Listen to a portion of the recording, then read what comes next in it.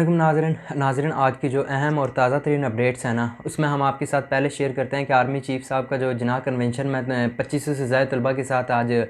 जो उनका खिताब था वो क्या बातें थी और उस कन्वेंशन में क्या जो अहम पॉइंट वो बताएंगे। और दूसरी जानब डिप्टी कमिश्नर इस्लामाबाद और जो एसएसपी ऑपरेशन है ये बुरी तरह फंस गए हैं और बाकायदा ट्रायल का आगाज़ भी हो गया है। इसकी क्या अपडेट्स हैं और जस्टिस बाबर सत्तार के आज के केस में अहम रिमार्क्स भी थे, वो रिमार्क्स क्या थे वो भी हम आपके साथ शेयर करते हैं। और जो इमरान खान का साइफ़र केस भी था वो भी उसकी भी समाअत थी, और नैब तोशाखाना केस और 190 मिलियन पाउंड केस था ना, उसकी भी आज जो इस्लामाबाद हाई कोर्ट में उसके कलदम करार देने की जो दरख्वास्त है उसकी भी समाअत का हवाला आपके साथ बताएंगे। नाज़रीन मेरा नाम मोहम्मद उमर फ़ारूक है, आप हमारा डिजिटल चैनल देख रहे हैं और इस पर हम आपको वेलकम करते हैं। सबसे पहले हम आपके साथ जो आर्मी चीफ़ साहब के आज जिनाह कन्वेंशन में तलबा 2500 से ज़्यादा तलबा के साथ जो खिताब था उसमें उन्होंने जो तलबा के सवालात के जवाबात भी दिए, उसमें से चंद एक अहम बातें हैं जो हम आपके साथ शेयर करेंगे। और उन्होंने एक अहम और बहुत अच्छी तरमीम की बात की है, वो क्या है वो भी हम आपके साथ बताते हैं। सबसे पहले हम आपको बताते हैं जो गरीदा फ़ारूकी साहब ने भी ट्वीट किया है, वो ये था कि आर्मी चीफ़ ने वाज़े किया कि 8 फरवरी को इलेक्शन होंगे और ये जो आम खुसूसन नौजवान सोच समझ कर वोट का हक़ इस्तेमाल करें, वोट उनको दीजिए आपके मुस्तक़बिल के लिए सही काम करें। आर्मी चीफ़ ने एक सवाल के जवाब में कहा कि तमाम सियासी जमातों में और तमाम इदारों में अच्छे बुरे लोग होते हैं, ये तो है, हर जगह ही अच्छे बुरे लोग तो होते हैं, तो इसी तरह इदारों में अच्छे बुरे लोग भी होते हैं। गवर्नेंस के सवालात पर आर्मी चीफ़ ने एक ऐसी तरमीम कहा कि तरमीम होनी चाहिए, ये बेहतरीन बात की है और ये होना भी ऐसे ही चाहिए कि जो ऐसी तरमीम होनी चाहिए जिसमें अवाम के पास हक़ हो कि अगर उनका नुमाइंदा गलत काम कर रहा है या गवर्नेंस सही नहीं कर रहा और तो साल बाद या मिड टर्म या कोई किसी भी मुद्दत में उसको डी सीट करने का मौका हो कि उसको उसी मुद्दत के दौरान दोबारा वोट के ज़रिए डी सीट किया जा सके। गवर्नेंस के मामलात पर नौजवान बेहद नाला थे। और नाज़रीन ये आज जो आर्मी चीफ़ वज़ीर-ए-आज़म निगरान वज़ीर-ए-आज़म अनवारुल हक़ काकड़ साहब ये भी उसी तकरीब में शरीक थे। और आज शहबाज शरीफ साहब भी गए हुए थे जो यूनिवर्सिटी के तलबा से, क्योंकि नौजवान वोटर ना ये वो बहुत अहम मैटर कर रहा है, क्योंकि इस टाइम जो हमारे टोटल वोटर है उसमें से तकरीबन 50% जो नौजवान वोटर है, 5 करोड़ तकरीबन 70 लाख नौजवान वोटर है। और इसमें जो है 2 करोड़ 70 लाख से ज़ायद अभी न्यू वोटर है जो 2018 के बाद है। और नाज़रीन डिप्टी कमिश्नर जो इस्लामाबाद और एसएसपी ऑपरेशंस हैं ये बुरी तरह फंस गए हैं इसमें। अब ये बात जो पहले शहरियार अफरीदी और शालदाना गुलजार हैं जो पीटीआई के, उन्होंने 3 एमपी के आर्डर के ख़िलाफ़ तौहीन अदालत की दरख्वास्त दी थी। अब ये मामला उससे भी आगे चले गया, जो साकिब बशीर हैं कोर्ट रिपोर्टर हैं वो भी रिपोर्ट कर रहे हैं, उसके भी हम आपको बताएंगे जो केस का हवाला है। उसमें उनका कहना था कि जो गिरफ़्तारी के तजावज़ात के ख़िलाफ़ अहम पेशरफ्त ये हुई है कि दीगर जो अफसरान हैं उनके ख़िलाफ़ बाकायदा ट्रायल का आगाज़ हो गया और आज एक गवाह का बयान भी रिकॉर्ड कर लिया गया है। इसमें जो है वो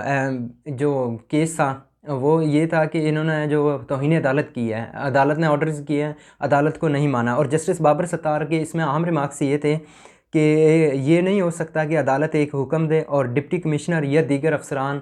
पर अमल करने की बजाय वो किसी और की बात हिदायत पर अमल दरामद करे। अदालतों के यहाँ बैठने का एक मकसद है कि ये तौहीन अदालत का केस है, अदालत को स्कैंडलाइज करने का नहीं बल्कि इंसाफ की फराहमी में रुकावट का केस है। और नाज़रीन ये जो मई से और सितंबर के दरमियान जितने एमपीओज़ के ऑर्डर जारी किए हैं और जो वापस लिए गए हैं इसका भी रिकॉर्ड तलब कर लिया गया है अदालत से, यानी कि अब ये मामला उससे आगे निकल गया है। और जस्टिस बाबर सत्तार के आम रिमार्क्स है कि हमने देखना है कि आगे इसको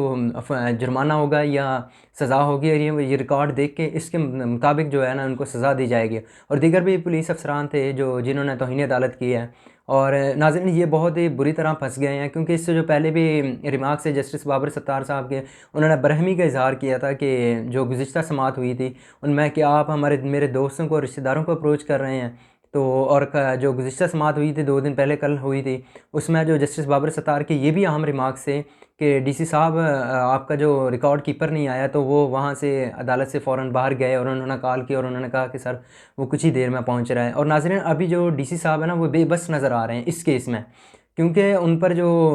ये अब बाकायदा ट्रायल शुरू हो गया, ट्रायल के बाद अब केस का फ़ैसला होगा। तो अब ये देखना है कि अब क्या बनता है, उनको सज़ा होती है, जुर्माना देते हैं, लेकिन बज़ाहिर तो रिमार्क्स लग रहे हैं कि उनको शायद कोई मिसाल बनाया जाए इस केस में। और दूसरी जानिब नाज़रीन साइफ़र केस में आज जो 4 गवाहों के बयानात रिकॉर्ड हो चुके हैं, जो रिकॉर्ड हुए थे, और जो साइफ़र केस में उन पर जो 4 गवाहों पर जरा हो चुकी है। जो 25 गवाहान थे टोटल 29 से, जिसमें से 4 वो उन्होंने वापस ले लिए थे और 25 गवाहान के बयानात रिकॉर्ड हो गए थे। अब जो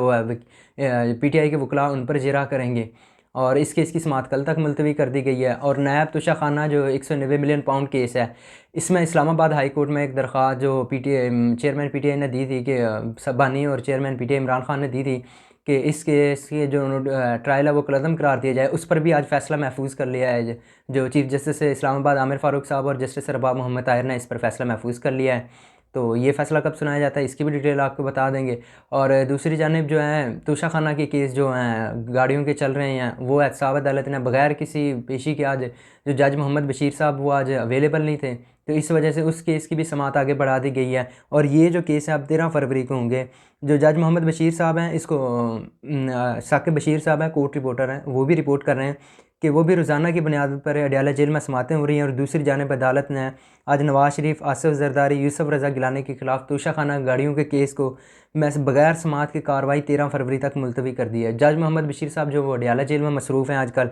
और इस वजह से कार्रवाई आगे मुलतवी हो गई है। नाज़रीन, ये तो है हमारे मुल्क में भी चल रहा है, लेकिन जो उन्होंने दरख्वास्त भी दी हुई है, अगर वो दरख्वास्त उनकी छुट्टियों की मंजूर हो गई तो ये केसेस इल्तवा का शिकार हो जाएंगे और मे भी